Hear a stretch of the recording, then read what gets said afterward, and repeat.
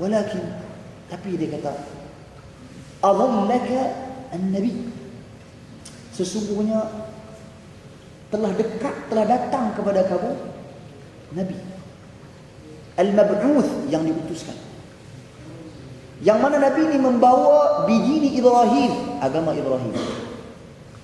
Dan Nabi ini akan muncul di tanah Arab, dan dia akan berhijrah ke satu negeri, ke satu tempat yang mana ma baina labataiha, yang mana di antara dua tanah dia itu ada batu hitam.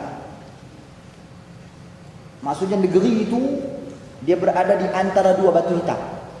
Seperti mana kan Nabi sebut dalam hadis kan, Madinatul Munawwarah, kata Nabi, bumi Madinah itu tanah haram, ma baina labataiha haramun, sesuatu yang berada di antara dua batu hitam. Kalau siapa nak masuk Madinah, dia akan tengok batu hitam. Batu hitam, batu dia warna hitam semua. Okey. Jadi sahabat-sahabat sekalian, kalau tengok balik, Tok Guru dia cerita tanah Arab luas ke, sempit ke, kecil ke, halus. Luas tanah Arab. Saudi, subhanallah, luas. Okey. Apa dia lagi?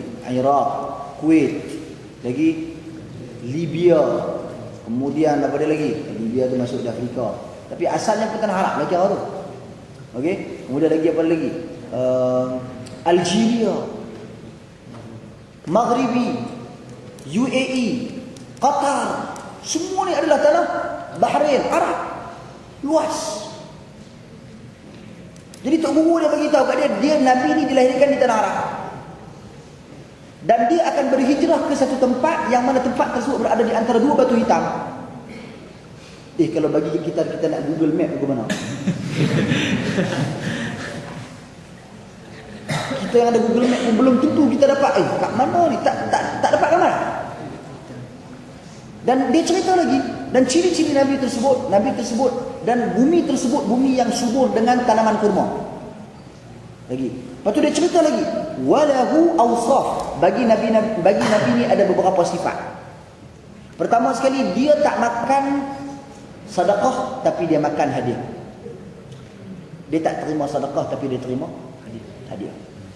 Dan di antara dua bau dia ada khatamun nabiyyin, ada tanda cap kenabian. Okey. Jadi Salman ingat apa yang Tok Guru dia kata.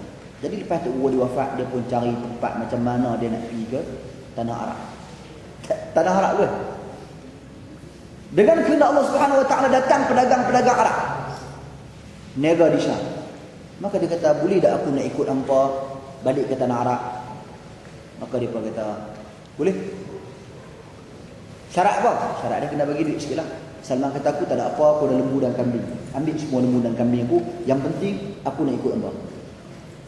Kemudian Salman Al-Farisi, lepas dia bagi semua kambing dia, lembu dia semua, sampai di tengah jalan mereka ni bohong dia. Apa yang mereka buat? Mereka jual dia. Dah lah mereka pedarah apa ni, dia punya lembu. Pedarah apa? Ambil lah. Maksudnya mereka dah ambil dia punya lembu, ambil dia punya kambing, curi dia punya lembu dan kambing. Kemudian mereka jual dia lah. Jual kepada Yahudi. Jual kepada seorang Yahudi, di mana Yahudi ini dia memiliki seorang anak saudara dia daripada keturunan Yahudi Bani Quraidah. Yahudi Bani Quraidah ni daripada mana? Madinah. Yahudi ni bila dia tahu kata ada Nabi akan turun di sebuah negeri yang mana negeri tersebut banyak dengan pokok kurma, mereka pakat-pakat pergi buat kampung di Madinatul Munawwarah. Antaranya Bani Quraidah, Bani Qainuqa' dan beberapa lagi bani-bani yang lain. Pakat pergi buat kampung itu. Dan Yahudi yang beli Salman Al-Farisi sebagai hamba dia ni, dia bagi dekat anak saudara dia menetap di Madinatul Munawwarah.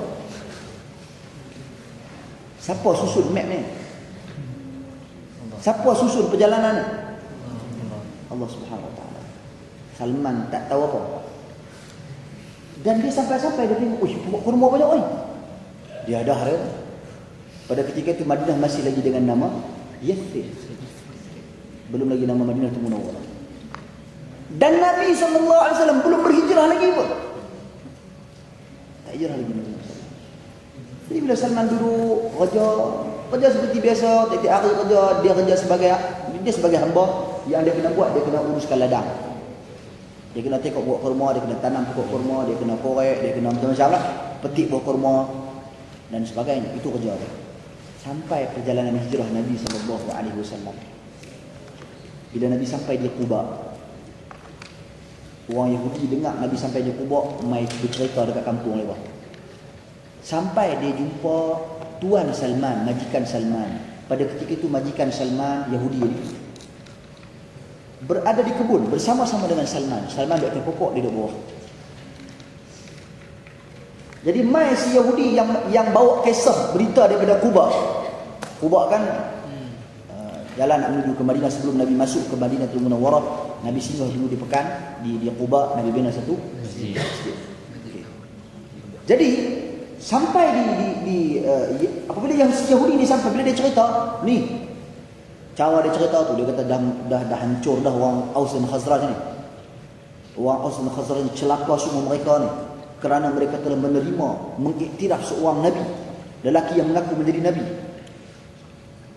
Okey, bila Salman Al-Farisi duduk atas pokok dengar ini yang dia cari selama ni, terjun dia daripada pokok, lepas terjun dia kata, cerita balik.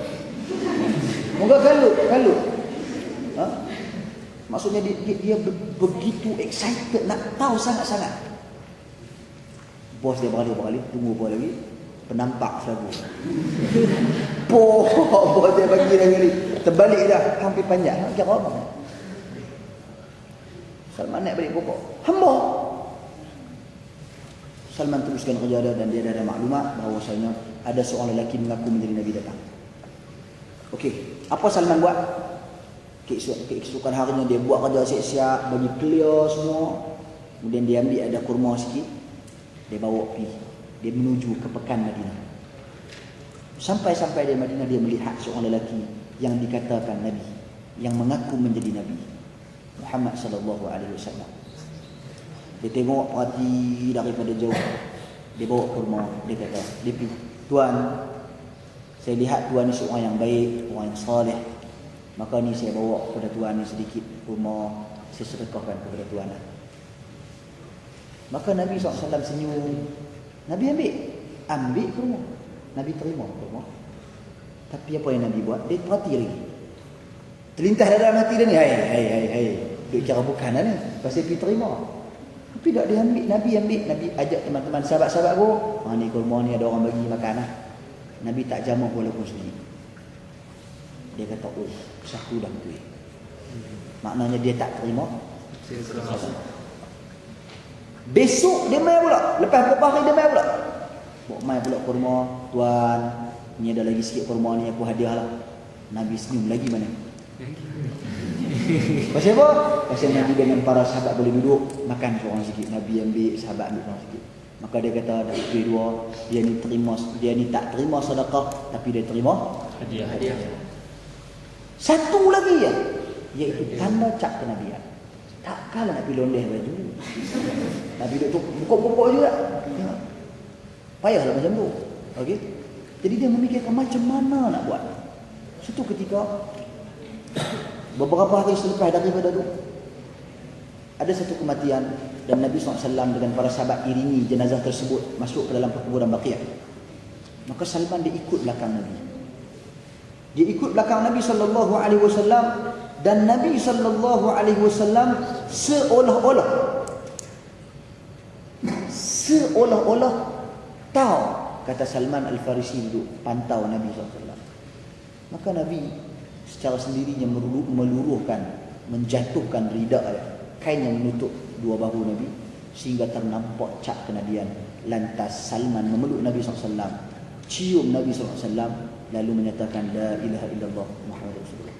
Perjalanan yang panjang, lari daripada Parsi, tinggal semua ahli keluarga, tinggal mak ayah, tinggal harta benda, lari ke beberapa tempat, belajar dengan pelbagai jenis padri yang ada. dijual, ditipu, dijual sampai ke Madinatul Munawwarah bertemu dan beriman dengan Nabi sallallahu alaihi wasallam. Pencarian agama